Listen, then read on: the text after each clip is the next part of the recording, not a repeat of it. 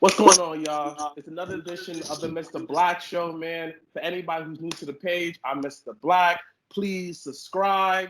Please share. Hit the like button. Make sure you hit the bell for any upcoming episodes. So, as my guest, Tone Butta. Like, I knew this man ever since junior high school. Like, he was in a band with me together. I just went to band because I was bored. And that's the only thing that, like, I low-key wanted to be a saxophone player, but that didn't turn out too good. Then I watched him go to playing football at one point. Then he went to college, joined like a whole fraternity. He became a family man. He has a beautiful daughter, beautiful wife. Then I started seeing him making custom sneakers. When he went from that to him making beautiful paintings on IG, man. And my guest, Tone Butta, man.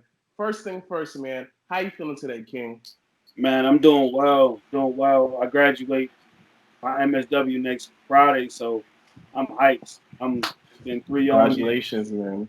Yeah, yeah. So how you been holding up with this whole? Let's start with everybody's in this together. Like, how you holding up with this whole pandemic? Man, I'm doing great actually. Like, I'm like blessed. Like, relationships with like family members has improved. Like, been able to like really dedicate more time and become a better dad. Like, time to work on my art. Work has been going really well. Like, thought I was gonna get fired, didn't happen. Like, it didn't happen, and like actually everything is like in really good space. So like I'm just like in just a really good spot, man. The COVID thing has actually helped me out more because I'm able to save money now too. No, You are. that gas is real. That gas is real. You buying outfits. You going out to try different restaurants, and you just stayed at home. You end up like, to me, in my eyes, I see two different type of people during this whole COVID.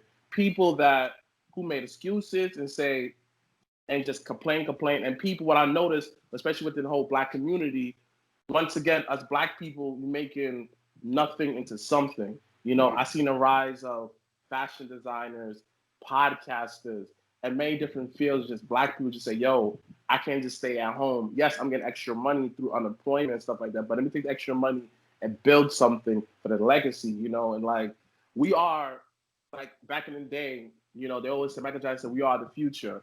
Yeah, we grew up and we are the future right now. We are the now. We're not the future. We're the now.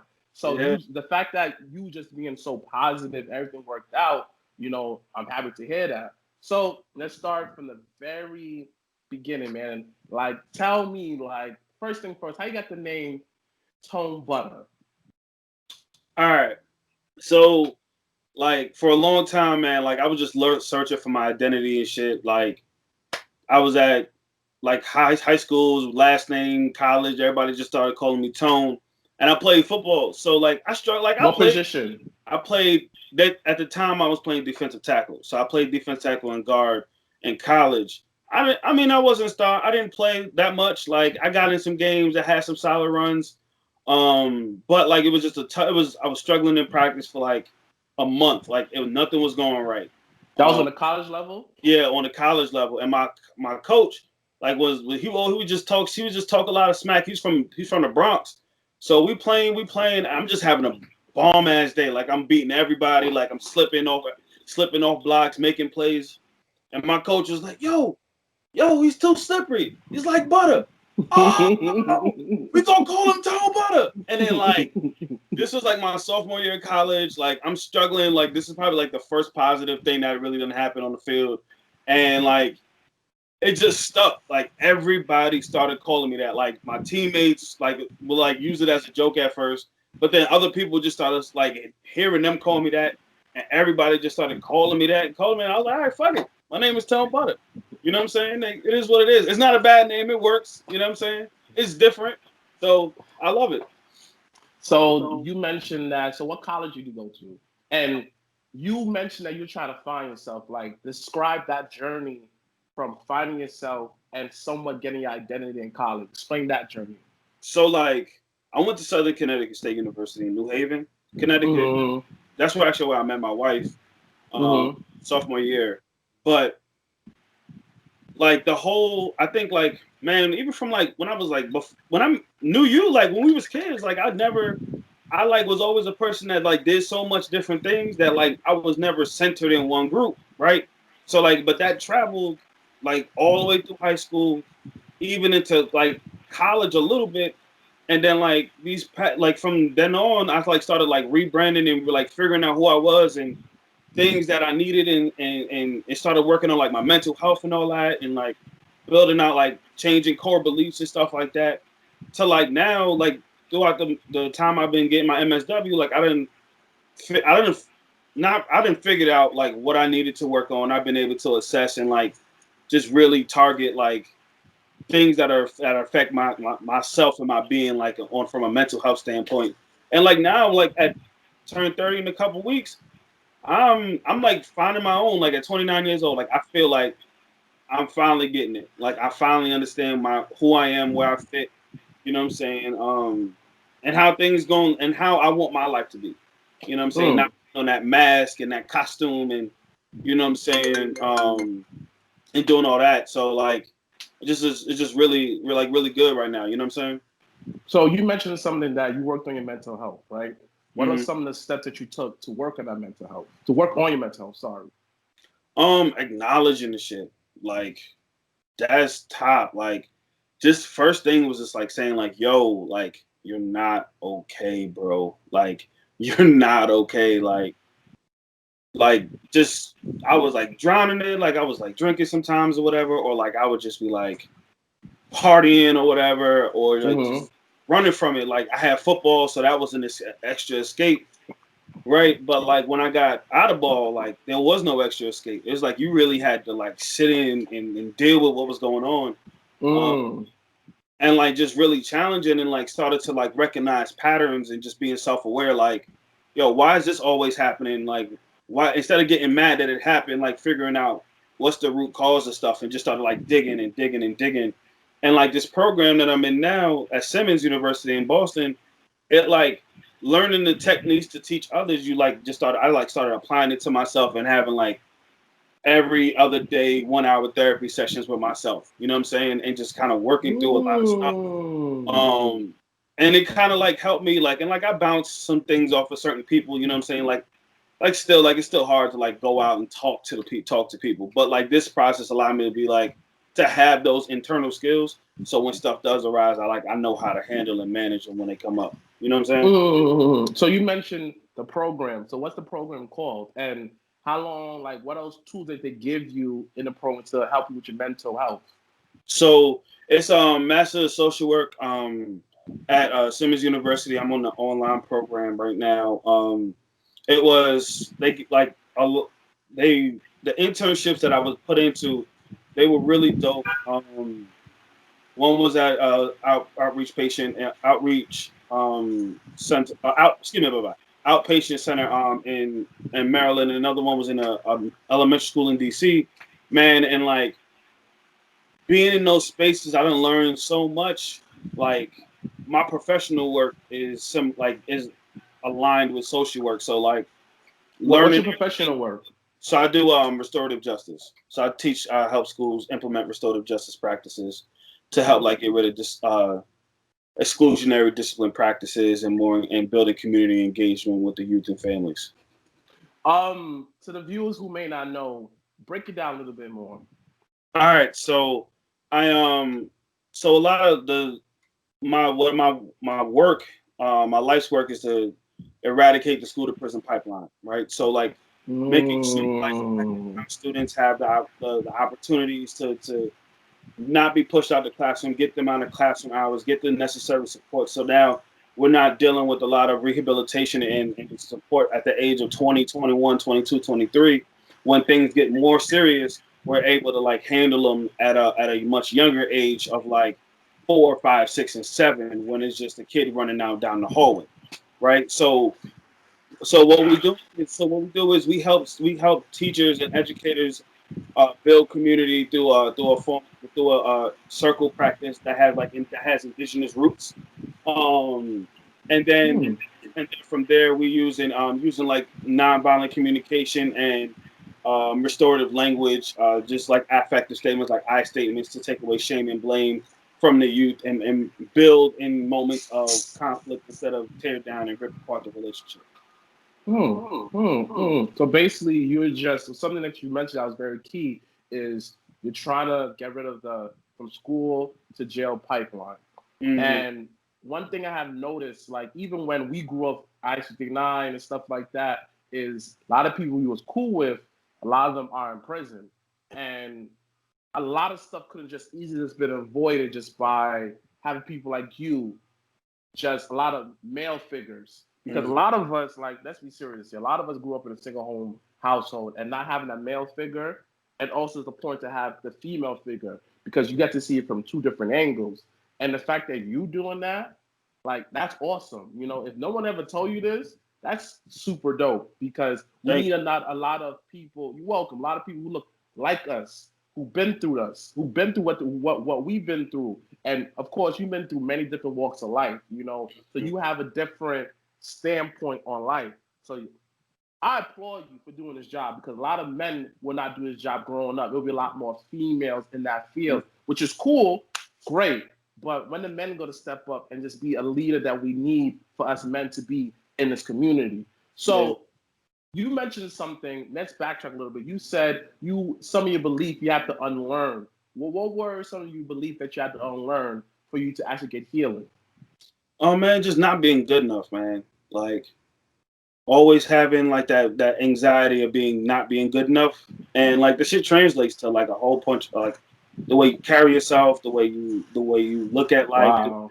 the way you like shit, even the stuff you buy. Like you start looking at like, man, like if I'm not good enough, I deserve to, or should I don't need that. Like that's not me. You know what I'm saying? Like, and that's a constant talk to yourself. So like you changing up like that core belief of like I am dope. I'm dope as shit. I'm worth it. Like I matter. And like if you don't think I matter, that's your fault. Like I know I matter, and that's all that matters. So you know what I'm saying? Like and changing that belief, and man, like life just started like clicking. Like I just started waking up like to a lot of things, and like noticing shit that I was like letting slide for a long time, and I'm like, oh nah, I know why I was letting that slide, because I had like give us an example of some of the stuff you was letting slide. So like certain relationships or conversations I've had with people, like I would like I might not I don't always I'm not gonna bite you first. Like I'm just not gonna that's not who I am, not the type of person I am. Like I'm gonna work with you person, like let's work together kind of person.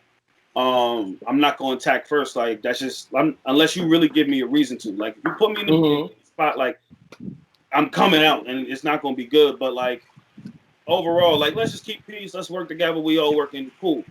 And like I just started realizing like why like certain situations would go the way they went, or things were handled the way they were. What were some of the situations?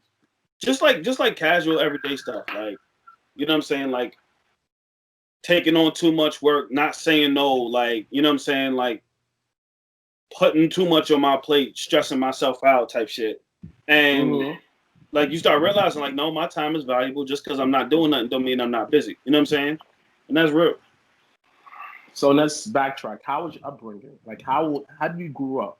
I know that we grew up in Queens, but every household is different. How was your household, and how that affect you later on in life? Man, actually, my household was dope. My family's like really close. Mom and dad in the crib. Like when I tell you everybody, I was blessed.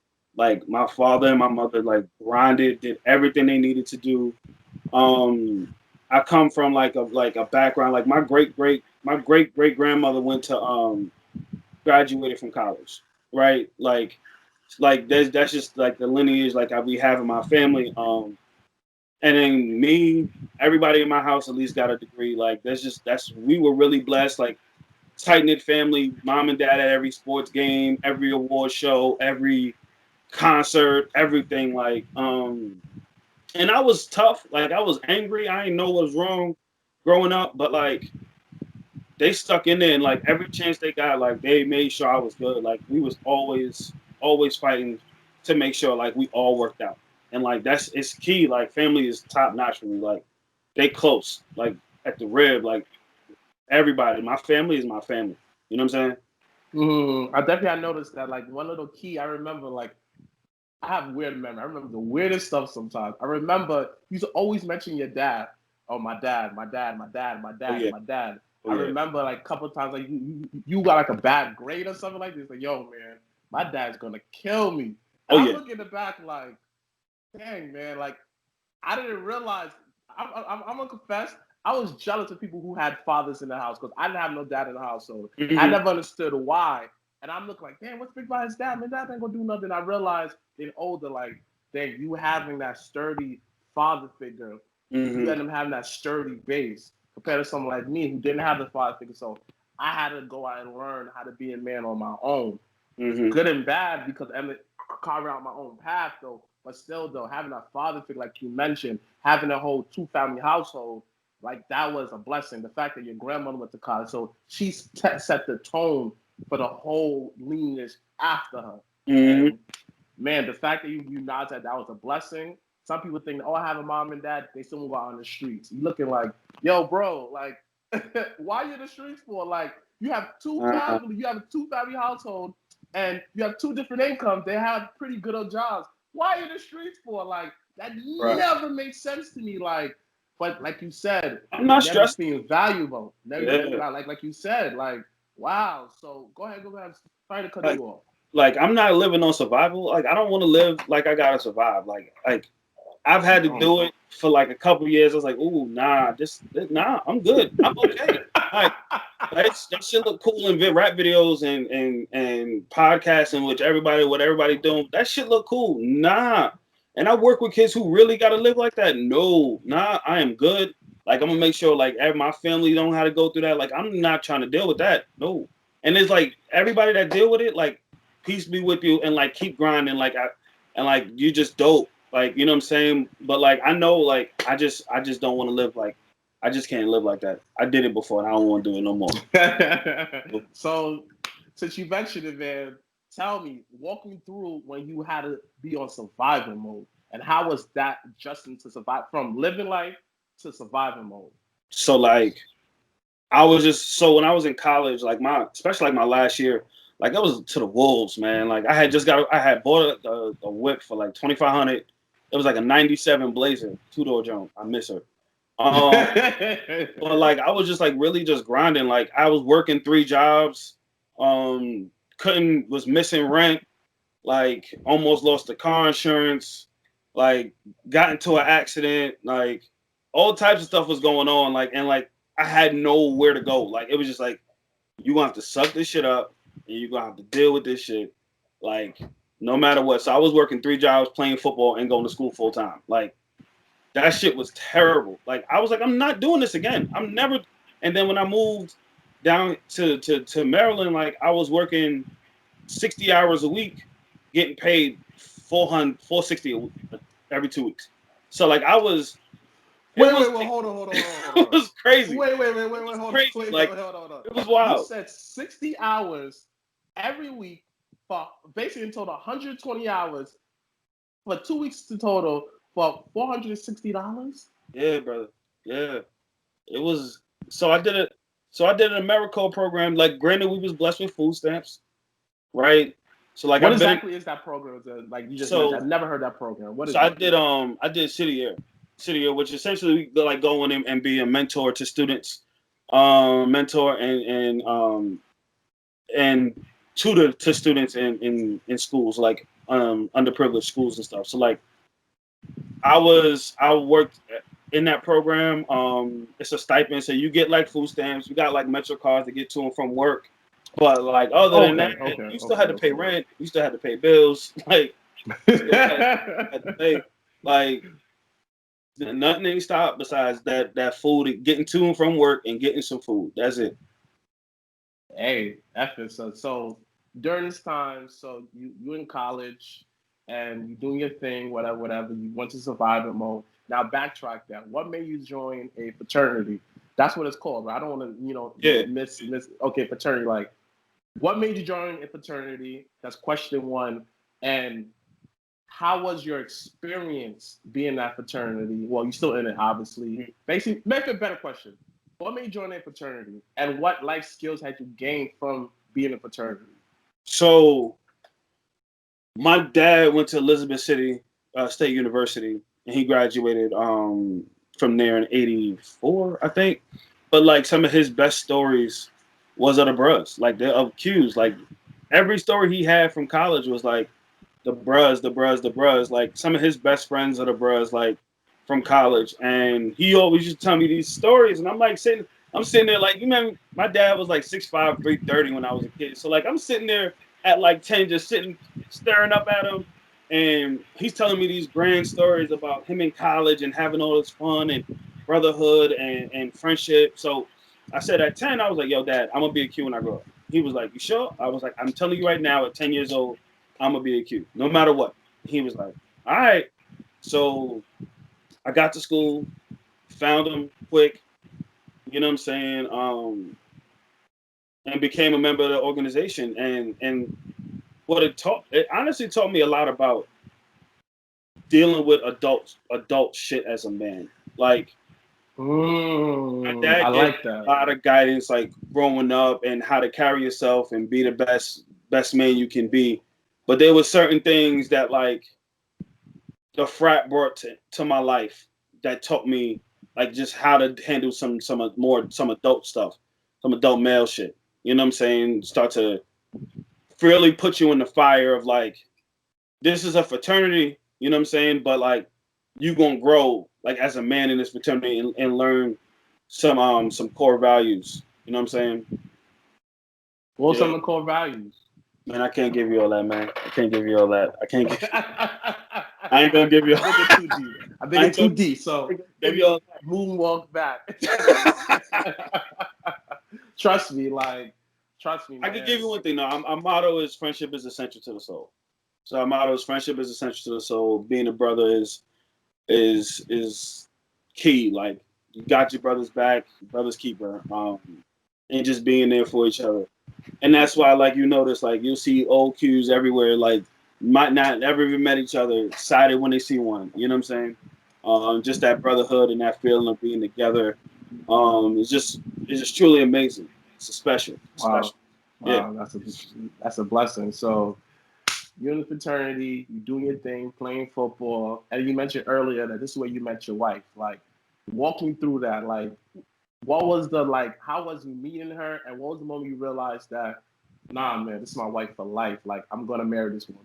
So she was my RA, and she's 2 years older than me, and the relationship started off really weird. Like I just was kind of like casually talking to her, you know what I'm saying, like just chilling, talking to one of the other RAs, and then like I would just always bother her. Like I'm gonna just pick at you, like I'm gonna just bother you, like I'm gonna say your name loudly across the hallway, like I'm gonna go up behind you and I'm like give you a hug or whatever, or like I might see you at the desk and like take your water bottle and go upstairs. So I know you gotta come upstairs and get your water bottle.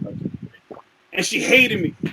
She hated me. She couldn't stand me. She was like, yo, like she would say hi to all my friends. It was 5 of us, all walk in the building. She'll say hi to everyone individually and would not say nothing to me and would just look at me and look away. It was like, I was like, bro, like, why are you acting like that? So like, I was like, nah, she a wild turkey. Like, I'm good. What? like, I'm good on her. Like, I've never heard of that, but I like that. Wild turkey. I like that. So, I'm gonna use that.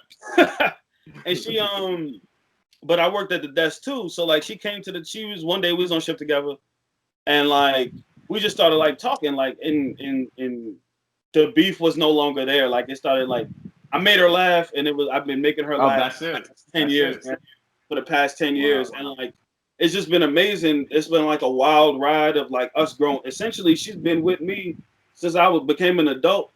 So she's seen every stage, you know what I'm saying? That was like, yeah, we've been with me the whole time.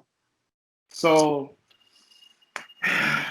well, since you are, out here doing black love, so please, like, what's some of the tips that you have some young men out there who want to get a relationship but don't know how to go about it? Like, I want to hit the basics, like, oh yeah, you got to talk to the girl. Now we all know that one, but like, give me some real man-to-man advice. Like, talk to me if I'm a kid who's 17 and asking this question. So knowing yourself is key. Like knowing, like go seek out the, like, like on Twitter, everybody like black men need to go seek therapy, and like men are like, no, like y'all just saying that, do it. Like, no, that's real. Like handle your traumas. Like it'll save a lot of heartache and a lot of like situations that don't need to happen if you know yourself and you've handled your traumas and dealt with it. And it could be a start at any moment. Like I don't know, everybody got something. You know what I'm saying? And like if you haven't dealt with it, like I would say don't step in that space and just be consistent, man. Like I've heard some wild stories. Like I know, like not all men, but some men's like just chill, like just be there, bro. Like just be there and listen. Like be there and listen to what's going on. And the more you pay attention, the less problems you're gonna have. Like I'm dead serious. Just pay attention. She'll tell you everything. Just pay attention. Like dudes don't want to pay attention. Like I know my wife. So I got some Adidas. Like this is an example. I got some Adidas slides, right? The comfy foam Jones, like the Jones you walk with the toes out, right? Shea butter on your feet, right? Got those on, right? And yeah. and she put them on. She's like, "Oh, these is comfortable." And then kind of left it alone and didn't say nothing after that, right? So I'm like looking at her, but like every once in a while, I know she like put them on and then like put them, take them back off. I'm like, oh, every time these is comfortable, right? And just like noticing, I was like, all right, I seen a sale like on one of them sneaker websites. Seen the sale, copped them for the low. I think it was on like $12. Like it's not that big of a deal. It's $12. But when she got them, she was like, babe, you was paying attention. I really wanted these and I like these slippers. Like, thank you for getting them for me. And like just noticing like little stuff like that. Like you don't gotta spend, you don't gotta buy a Birkin bag for her to be happy. Like just noticing the things that she actually cares about. And like supporting her and not thinking your dreams are the only dreams that matter, and you'll be fine. Wow, that's some pretty solid advice. So you became a husband. So how was the transition from being just Yatu from having a child? Like, how was it? Like, walk me through that when you found out that you're gonna be a dad. Man, I was excited. Cause I don't miss. I don't shoot no shots. I don't shoot shots. The only shot I shot, I hit number 1,000%. Like I pull out, my pull out game is real. So when I had, this is all on purpose. Like there was no scare. I never even had a scare. Like I'm telling you, like this is all on purpose. Like I was excited. She called me. I was like, stop playing. So she FaceTimed me, and she was, because we wasn't even living in the same state. She was living in Connecticut. I was in Maryland. And she FaceTimed me so many times. I said, oh, it's lit. And then I just remember like being on a three-way with my parents, and my mom and dad like in the casino in Vegas, like running around like, oh my God, I'm gonna be a grandparent. You know what I'm saying? And it was just like a really dope time. I just will say this, like everybody pay attention to everybody's needs, right? In that moment. Man, pay attention to the woman needs. Women pay attention to the man needs in that moment. And not like sex. I'm talking about like just like needing for like closure, like touch. If like whatever their love language is, like really focusing on that, because of the babies will pull so much time and energy out of y'all. Like it's very easy to like get sidetracked and be off kill, right? You know what I'm saying? You're not on the same page. And like when you're not on the same page, negative thoughts of negative intent happen. And then like that's when arguments start to happen and paranoia starts to happen. So like really being in tune with each other's needs and supporting each other. Like if you tired, but you know she's really tired, like get up, bro. Like get up and go coddle the baby, go change the diaper. You know what I'm saying? Like if she knows like yo, like you've been bogged down and you just been stressed out going to work, coming home, you got the baby, like she goes to sleep, whatever, like, and she's like, babe, don't worry about it, go out to happy hour for like an hour or two, whatever. Go release some steam and then come on home. You know what I'm saying? Just like being there for each other because you both going through it. And then like we got through it and we figured that out, and man, it's been great ever since. So what are some of the lessons that you learned from being a dad? That it's a lot harder than the world makes it sound. Right?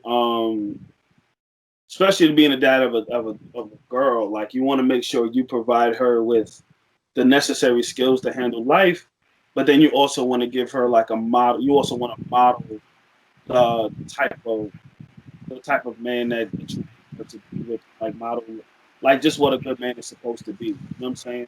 Um, and it's just a lot of pressure, like, but it's like good pressure. It's like you grind hard. You like my career, like was like shot through a cannon once my daughter was born. Like I just started like moving and like really being intentional with what I'm doing. You know what I'm saying?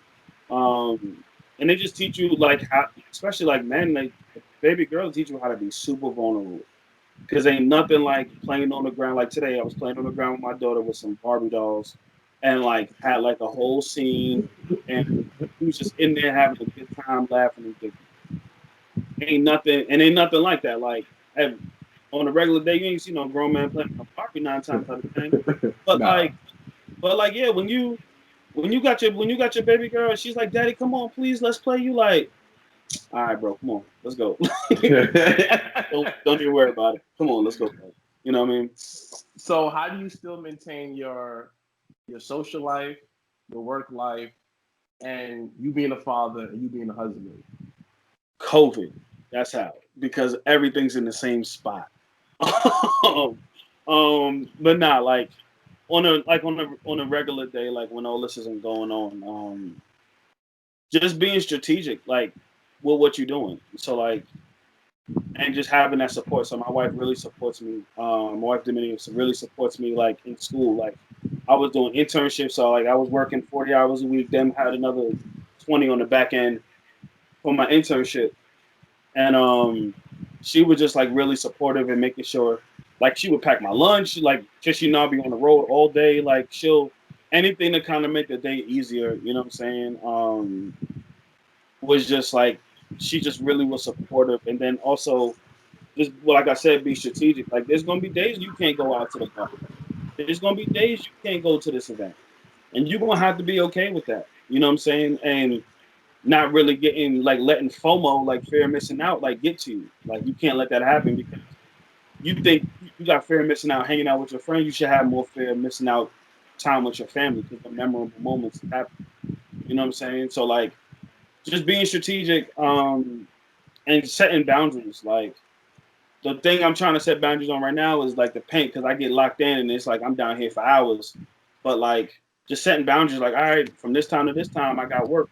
This time to this time I got playtime. This time to this time I got like his wife and his marriage time. Like we just hanging out, like talking and getting and can rekindling everything that's going on. You know what I mean? So let's talk about your art, man. How you went from doing custom sneakers to painting on canvases, and I seen that your art got a lot better within this year. Like from last year, this year, I was like, wow, he really honed his craft. So Mm-hmm. tell me how you started over making custom sneakers first. Let's start with that. Got you. So I love kicks, man. Like I was like you knew I was always a big guy, so like it was like mad hard to find clothes at Macy's. Like I wasn't Yeah. walking in. I wasn't walking in. What's that S&D Underground in Green Acres Mall? Like I wasn't walking in there copping the fifth. You know what I'm saying? I wasn't trying to True. walk into Marshalls and go get something else. But like that's it. So like when we got to the mall, like I know where I'm going. Hey, my brother going to video games. Mom and dad going to the department stores. I'm going straight to sneakers, man. And like I always had like an artistic thing about me. Like I used to draw, like doodle and paint and do all types of creative stuff and arts and crafts and stuff. So I was like, man, I love both, so I'm gonna try to put them together. I seen a couple videos like that shit look kind of cool. Um, and I just started and like, man, my work. If I looked at some older work, I was like, damn, let me archive this on Instagram real quick. Um, and like I just loved painting sneakers and just kept growing and kept grinding and built up. It's really worked out. So what are some of the things like? What was the moment that you realized that when you were doing sneakers, like I see myself doing this for the rest of my life? What was the moment you felt like you really got you honed your skills? Um, when my wife, like when I tell you my wife Dominia, like man, she like Ray Lewis motivational. Like she like get you so excited and like ready to go. Like, hey, nah, you gonna do this? You got it. Like, don't worry about it. Let's go. She like pushed me. I was like painting my own shoes and just hanging out, just chilling. She was like, "Yo, start doing that for people." I was like, "What you mean?" She was like, "Start doing that for people. You gonna get better. Like, you just keep grinding and grow. But like, you got the potential and you get it. Like, if you already get it, like, you just need to keep practicing, like the little stuff, like the little tricks and stuff to make things better. But you got it. So keep grinding and go for it." So she was like, "All right, I got a customer." She would pass me a customer, or she would like go tell this person, or she'll tell somebody that I customize shoes. And like I started like just networking, and people was like, "Yo, can I cop this pair? Can you do this for me? Can you do this for me or whatever?" And then like the shit just blew up. Like, you know what I mean? It just got really good. And like I'm just happy with it. Like, I'm happy where I'm at right now. You gotta show the viewers, man, some of your custom kicks. So I Wu-Tang's for the children. Wu Tang. So like I love Wu-Tang. I'm so happy SBs are back. So happy SBs are back. That was a great time in the sneaker culture when we were in high school. What? Underrated Man, moment. No one crazy. talks about that. And I wanted the Wu-Tang dunks, the high top Jones, so bad. But like them things are like 16,000, I think, right now. I just checked on StockX not long ago because they was like a limited release. So I was like, all right, I seen these denim sixes. They was on sale for like 120 or whatever. And I was like, yo, like, let me customize the Wu-Tang on the shoe and distress the shoe. So I dyed all the denim, painted it with some heat setting paint, put the Wu-Tang logo on the side, you know what I'm saying? And like this it's like a really cool dope custom. And then I got these which were the Bloodline ones, you know what I'm saying? I cut off the extra felt that's around them and made them the Chicago's. Not gonna lie, and afford the Chicago. 1,400, like that's a whole hoopty. I can't spend a hoopty on some sneakers. You know what I'm saying? So just kind of creating what I like, created what I always wanted. You know what I'm saying? Shameless plug. These are for sale on my website, buttacustoms.com. If you want description below. If right now you want them, please click the description below, and all his links will definitely be in the bottom of the description below, and everything's gonna be in there. So you went from. So what made you start painting on canvases? Like, what made you do that? So I love cartoons. Like, to this day, I love cartoons. I will sit there and watch anime. I will sit there and watch all types of stuff with my daughter. Like, we'll cartoons all day. I don't watch no Love and Hip Hop, none of that. What you watching? Either anime, action movie, or an old X-Men cartoon or something like that. So classic. Yeah. So like I started like painting cartoons and stuff like that. I was like, oh man, let me see if I can draw this. I drew it out. I was like, all right, bet. I was able to paint it. Back then it was like I didn't really have too much definition and depth within the paintings. But like I was just like getting used to it and like was just like, all right, let me try this out. All right, this character, Powerline, one of my favorite characters in Disney of all time. Like one of the greatest songs in Disney of all time. Top 5. Eye to Eye. Right? Top 5. So like, yo, like, let me try this. And then people were like, yo, can I cop that? Or I really like those. And then I just started growing. I just started painting, and just like the more I practiced, the more I was able to like think of ideas. Like I just had shit just start popping up in my head. Like, yo, I want to paint this, and I'm going to paint this. And sometimes it takes me really long to do. Sometimes it doesn't take that long. It depends on like if I can the faster I'm able to conceptualize it, the faster I'm able to paint it. So what exactly is your process? Like, okay, let's say a customer comes and is just like, I don't know, a My Hero poster, a My Hero painting. Like, take me through your process, how you started until you ended. So I'll talk to the customer. Like, we'll sit down. Like, all right, so like, what characters you really want? Like, what colors are a go? What colors are not a go? And then once they kind of give me that information, like I'll start looking for reference images, and I'll just scroll through, and my camera roll got like 10,000 pictures on it because I got like so many reference photos on my phone. And I just sent them to the customer like, is this a pose you would want? Is this a color scheme that you would want? Is this a style of art or this character that you would want? Because like Boondocks will be like high quality anime style to just simple ass cartoon style. You know what I'm saying? So like, what different style of art do you want? And then once we get that, like I say, all right, I give my timeline. I was like, some right now it was like 2 to 3 weeks, but before, like when everything was moving, it was like 4 to 5 weeks. All right, and I give you updates. I give you updates as we go along. And then they pay me 33% of the final cost. And that'll be the deposit. And once I get the deposit, I get started. You know, and ask questions like as I go along, like, oh, I was thinking I wanted to add this here. Like, are you opposed to that? Because you know, you never want to make something for somebody and they're like, you like it, it's not bad, but it's not what they wanted. You know what I'm saying? So like, I just ask for guidance or like reflect or ask them like, this what you want? This you cool with this? All right, and then it always works out. So I don't think I've ever had a customer say like, I hate this shit. So I mean that's in the right direction, right? You know what I'm saying? That's actually the right direction. So now you say your custom sneakers. We gotta see some of your pants, man. The audience want to see it, dogs. Let's see it. So I'm gonna see if I could. I'm gonna turn my light on if you can see it. Ooh. So this joint right here, I'm like, I did this one right as the George Floyd situation was happening. I definitely saw that on your AG. I definitely saw that one.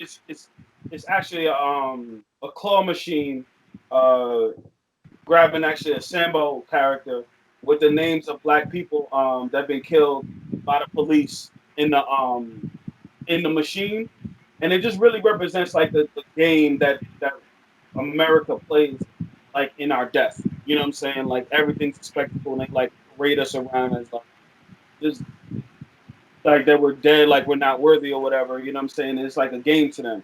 So this is like that's something like I was really feeling. And then like I also do some abstract stuff. So I do stuff called flow art, like a floor painting. So I don't know if y'all can see this. So this is a cool piece. It's 12 by 24. This is also for sale and on my website, but just doing like abstract flow art, trying to make my way into somebody's living room, you know what I'm saying, dining room, you know what I mean, hallway. And then I got my the last but not least, I got my favorite jump, which is a fight for power.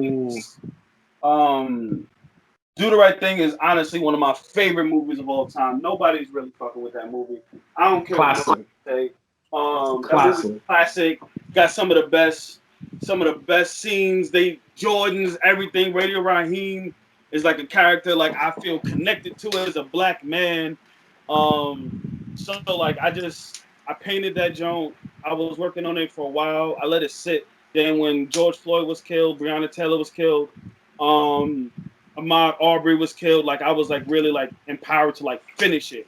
So because remember, Radio Raheem was choked out by the cops, and killed at the movie. So like I was empowered. Like let's go. Like I got this, and was able to get it out the way I wanted it to.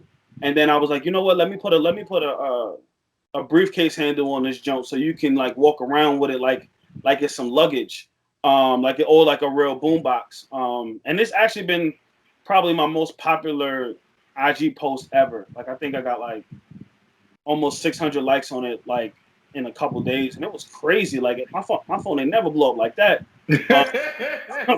But like I was like, damn man, like this is crazy. And yeah, like that's just some of the stuff I'm working on, and like I've already done, and the piece I'm working on now is you know how in Scooby Doo,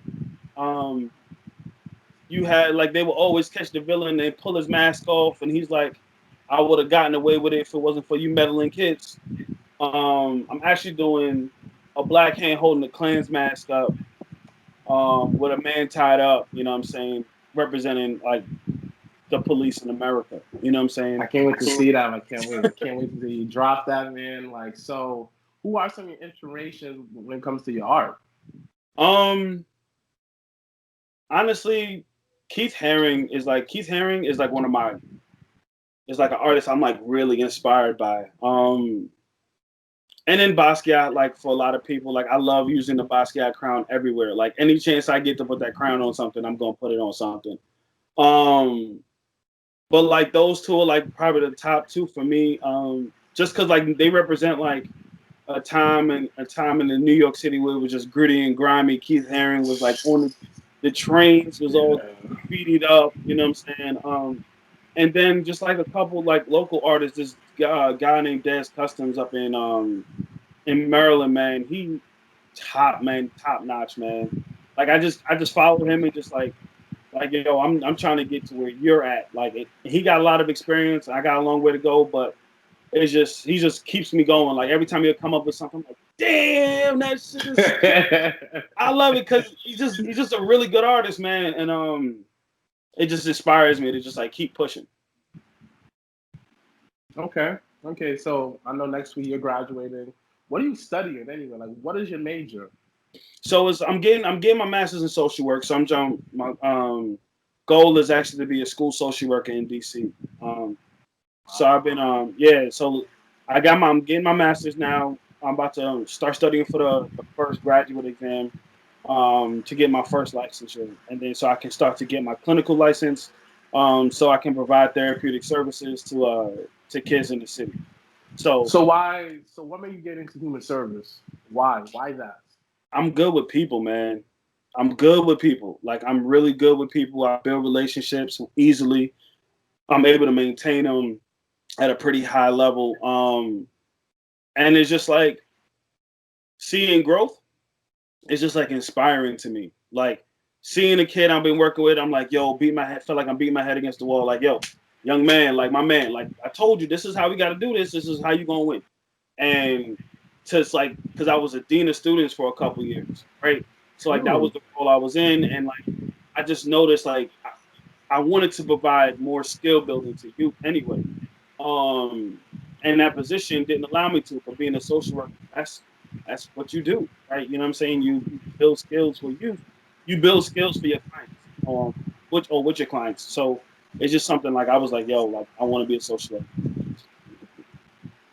You said something that when you was the dean of students, right? Correct. That was the correct title, dean of students. You said that you couldn't. You was kind of limited. Why were you so limited? If you was basically the dean of students, they should allow you a little bit more wiggle room because you deal with the students. Mm-hmm. You know, on like a this is you as a student. Y'all go hand in hand. Mm-hmm. Why was it so much difficult for you to actually, like I don't know how to say this without getting aggravated because like I'm getting frustrated just hearing that like what the hell like what you mean can do nothing like you feel me like it's just like I'm sorry I'm just getting aggravated like why were you so limited in that position? In my head when I think of dean I think of somebody who's hands-on because all the things that we had throughout school in New York. There was always hands-on, take you to the office to come in, young man, and we talk to you. Why are we so limited? So, due to the nature of the job, like your role, you're supporting significantly more students, right? So, like, I would want to have an hour session with this kid, but like 3 different kids in 3 other classrooms is cutting up.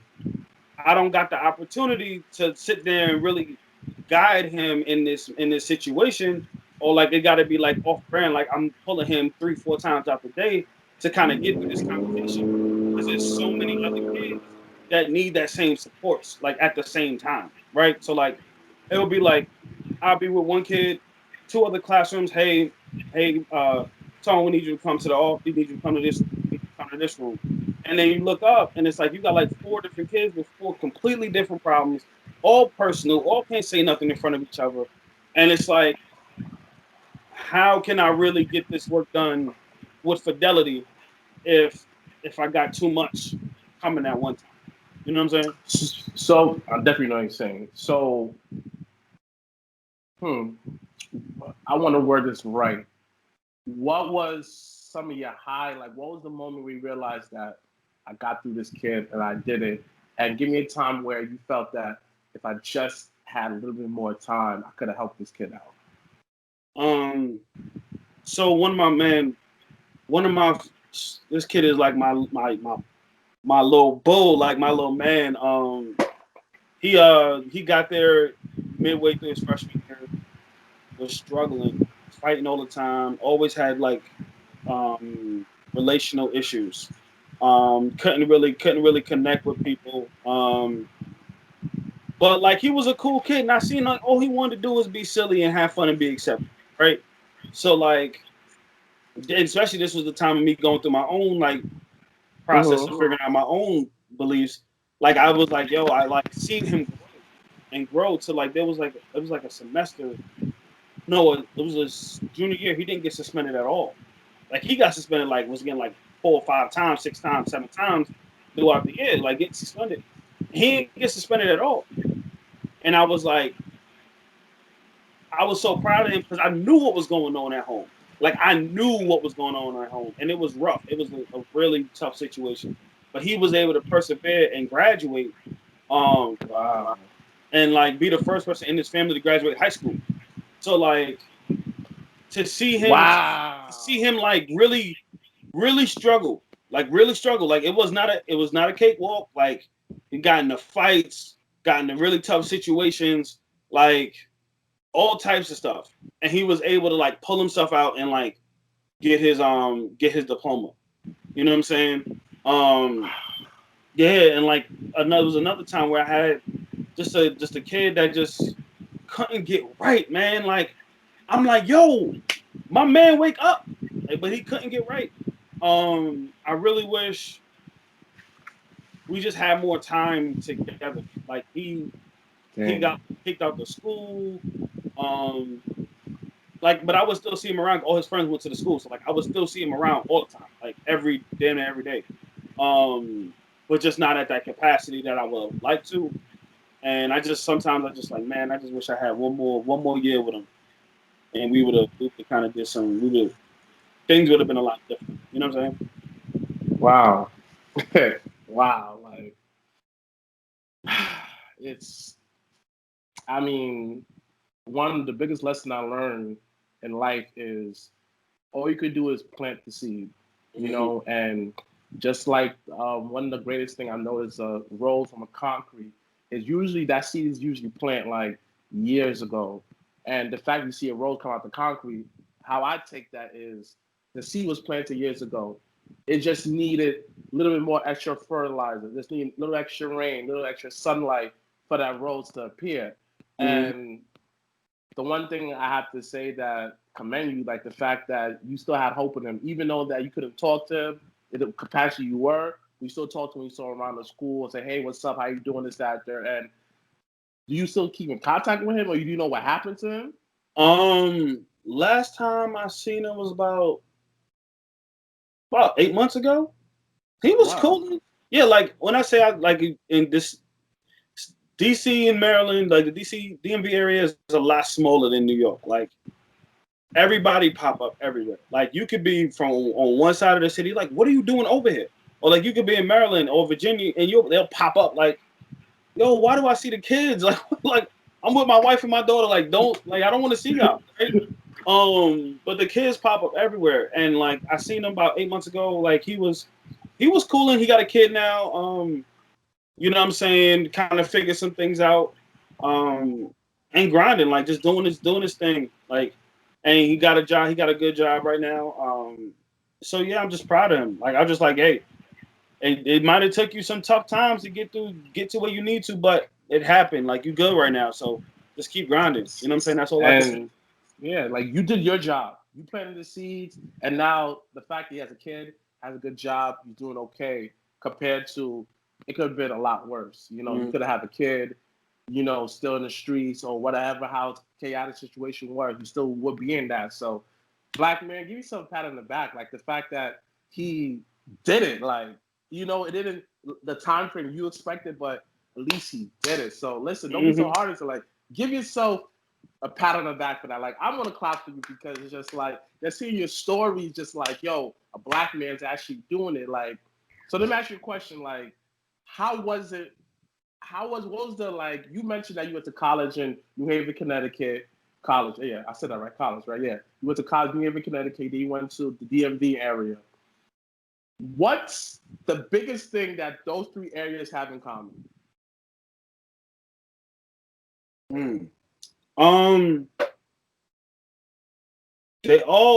I've found good people in all three spots. I found like really good people in all three spots, and that's important to me, man. Just like to be able to see, like I can go to Connecticut right now and have a spot to stay. Like I can go to New York and like not stay at my parents' house. Like I don't have to stay there. I can like I have family like and friends out here like that just are like just have been great people that I've met. You know what I'm saying? And I've appreciated all three different experiences because like yo, once you realize you go to the place and they ain't got corner stores, that kind of messes up the flow. Like down here they don't have corner stores. They got 7-Elevens. That ain't it. That ain't it. Nope. Nope. But like New Haven had the corner stores, but New Haven ain't have the vibe that New York and DC has. You know what I'm saying? So like the number one thing for me is just good people, man. Just great people and great memories in all three spots. So, dang. So you basically went through over your whole journey. You being a dad, your college years and stuff like that. So basically, I just want to basically continue on this positivity that you basically gave to me today. And what are some of the things that you will tell your younger self? Man, like as I'm going into mental health, but like yo, just deal with your demons early, man. Like deal with what's going on early. Like all the other stuff figures itself out. Like it all works out. You make sure you just prepared, and when the opportunity comes, you can jump. But just mental health and just getting that right, and figuring that out. The earlier, the better. Like you just become a more like emotionally intelligent person. Like biggest skill, like I teach my daughter is like, yo, express yourself, know your needs, know your feelings, know your thoughts, right? Find out if them thoughts is real. Like, did that really happen? Who said that? You know what I'm saying? And she's only 4, but like has a pretty good understanding of thoughts and needs and just feelings. Because that's just man, that's just so important. Like it allows you to just handle because bad shit happens to everybody. Like no one is exempt from bad stuff happening. You know what I'm saying? But like how we deal with it determines like the trajectory of our life. You know what I'm saying? So if you're able to manage those situations and effectively when them bad things happen, you'll be in a better spot overall than most. You know what I'm saying? So that's just important to me. Like just knowing and battling and dealing with what's going on. Man, just before we end the show, man, before you get off where people can find you and stuff like that, I just want to say this, man. Watching your growth has been amazing, man. Like to me, is like I don't get inspiration from like celebrities and nothing like that. Like, F it, man. We need to give each other flowers more often as black men. Like watching you go to college, fraternity, having kids, finding your wife, getting married, it was always inspiration just going on your page. Cause I always could find inspiration on your page. Like, dang, man, like I know this man. I know Tone. I know him. Like I went to school with him. And we basically came from the same areas. And for him to accomplish what he accomplished, it gave me hope during the times that I didn't have no hope.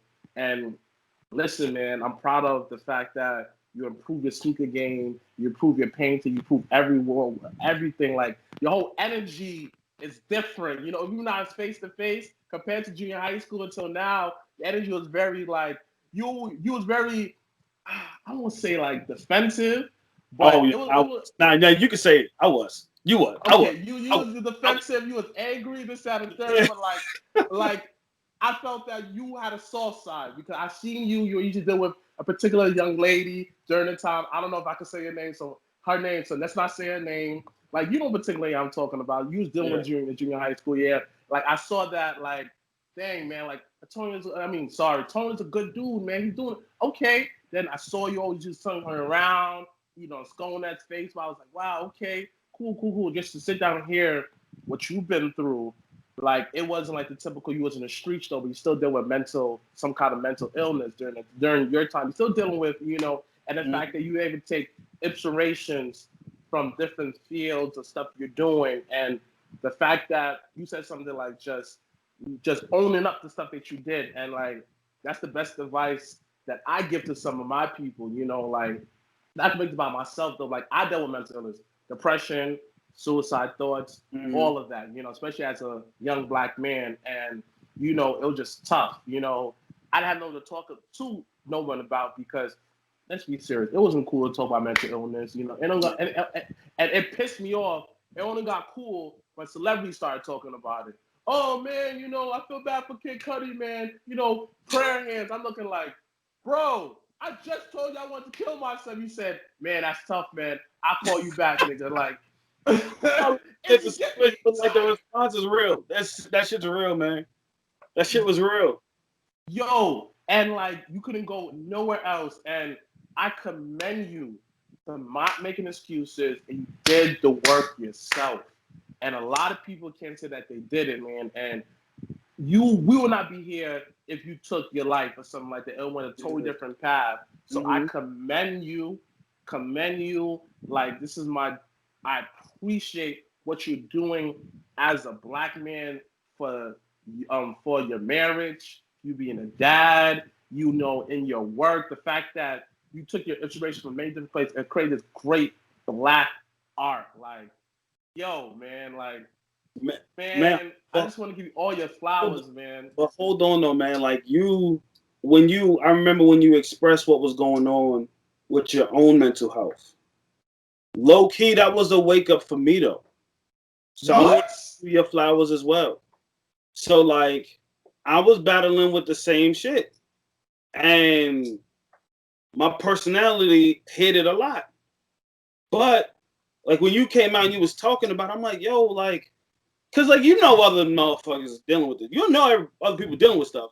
But, like, you know what I'm saying? Like, you don't know, like, what's really going on. Like, you don't know who, you don't know what, you don't know when. But, like, you shared it. I was like, yo, like, that's real shit. Like, this is, like, that's how I'm feeling, too.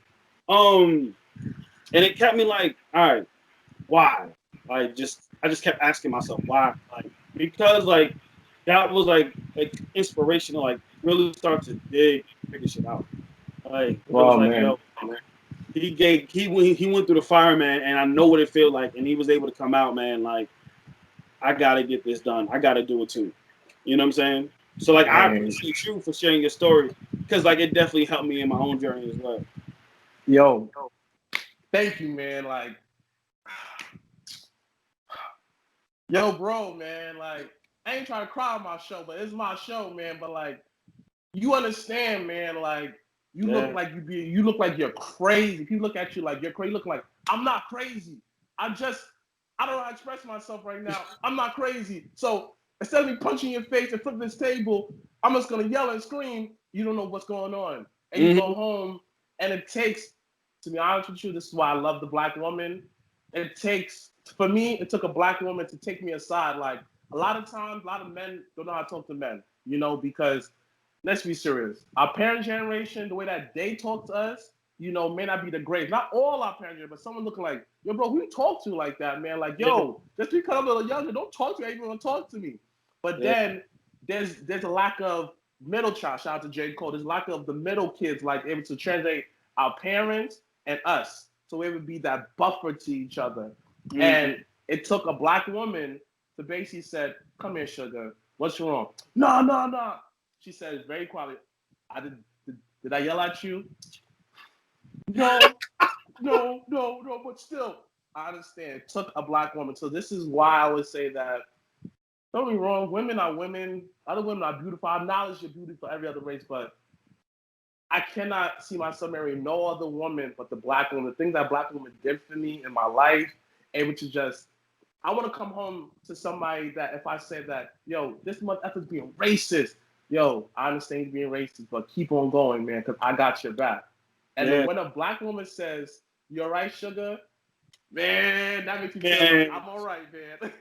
Like, I was telling my wife Dominion, I was like, yo, like, ain't nothing worse than when you really going through it and an older Black woman just says, hey, baby, you okay? You like, bruh, man, I'm not okay. I'm not okay. You know what I'm saying? You just start breaking down. Like, it's like, I don't know what it is, man. But like, yeah, like coming home to like my beautiful Black wife, man, I'm happy. I'll be like, woo, yes, I love her. Like, my wife, man, like she's amazing. She is top notch. Like she got her own blog. She got her own book club, Finding Me After blog. You know what I'm saying? Like it's super dope. Like she's a grinder. Like she's super ambitious, and she's actually doing like mental health talks, like for self love with her own campaign right now. So like, you know what I'm saying? I'm a shameless plug my wife too, baby. You hear me? Go ahead, man. Finding Me After blog on Instagram, and then Finding Me After book club on Instagram. She's doing amazing dope work for Black women. Just providing like just space for to just talk and create community amongst each other. So like that's really dope. I love her. You know what I'm saying? Man, man. I don't know what to say no more, man. Like, we could just talk about the goodness of Black women, the goodness of mental health. Definitely, I want to have you on the show again. Whenever next be a big project, definitely, man. I feel like, like we need to have more of these talks, man. I feel that around our age, they always say that you give another man a compliment or you dick riding him, why you always dick for? And before I was like, oh no, yeah. And I said, now I'm looking like, so what? Like, you think that's dick riding, then you have some esteem issues. And I'm proud to say that this is a Black man that I honor and I look up to. Like, all right, man, I see you doing this thing. I could do this. The fact that we learn from each other and being so miles away, did have a conversation since junior high school or high school, and the fact that we're still learning from each other. That's what we could do as us, not just Black men, but us as Black people. Yo, imagine if more of us just came together and be united front. Like, like people say, Kamala Harris, this, that, and third, she's a prosecutor, blah, blah, blah. I'm looking like, whatever she did a lot of goodness, but she was a lawyer. You have to make a tough decision. Not every Black person, not everyone's good. Black, white, whatever. And I'm looking like, someone said, even though you don't support a lot of her views, she'll get a lot of ridicule because she's a Black woman. She's not like, white and Black. She's Indian and Black. And we need to support her the same exact way we support Obama, and like, I don't support Joe, but I want that Black woman to be in office. Some people don't like women in office. I'm looking like, listen, we had over 40-something men running this country. And shit is at some point, it's the shit right now. I'm just saying. Thank you. I'm just saying, we're not doing a good job. Thank you. At some point, let's switch it up. Let's roll the dice. Say, let's get this woman in power and give and take. I just want all our Black men support her. Support her because I just want to support her on some like, a Black woman did so much for me, and just see a Black woman potentially be the first ever a woman, period, being vice president, period. Yeah. And on top of that, she's Black, Jamaican. I'm looking like, and she's a lawyer. She's no joke, and I want to support her. And man, listen, Tony.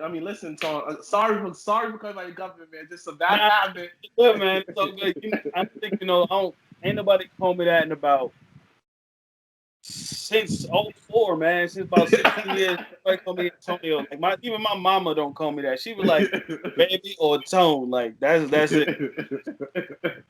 This was one of my favorite interviews I did so far. Listen, Tone, man, we gotta talk again some other time. We definitely gotta talk more.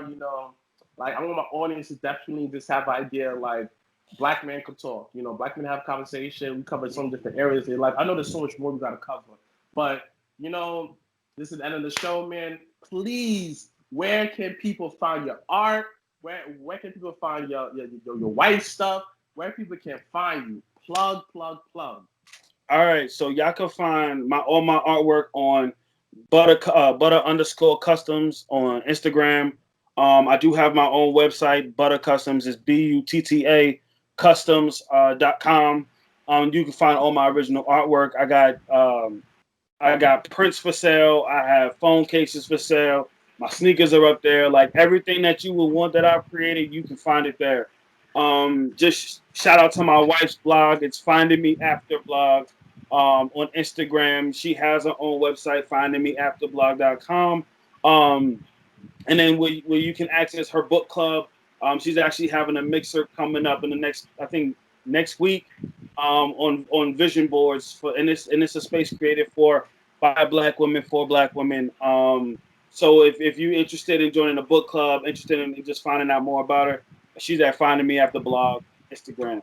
And yeah, thank you, man. I appreciate this interview. It's been great, man. It's been amazing. It's good to catch up too, man. It's good to see how we all turned out, man. It's good to see. It's good to see how we all turned out. I didn't looked up a lot of people. And I'm like, damn, son. It hurts. Like people with the most potential. You're looking like, what happened, man? Bro, like working with kids, you see what happens, and it's some go left, some go right, some go down the middle, and then everybody kind of figure it out. You know what I'm saying? Yeah, man. So let's just end off with a real positive note because that was kind of like the thing, man. Listen, man. Listen, Tone. I'm proud of you. Thank you, brother. I'm happy you're doing your thing, man. I'm happy that you didn't end up a statistic. That's something that we have to say to each other more often. Like, I'm happy that you beat the odds.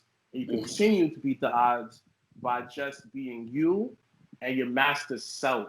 So, Tone, man, you're doing a good job, man. I will be watching, of course, to cheer you on from the background, man. Like your pictures, man, because this is what black men should do. Just build each other up and put each other on that pedestal. Like, now we're black. Let's do this together, that unity, man. Mm-hmm. So, thank you, everybody, for tuning in another edition of the Mrblacc Show, man. Thank you. And Tone, man, you have a good one, King, man. All right, brother. Man. All right, brother. Later.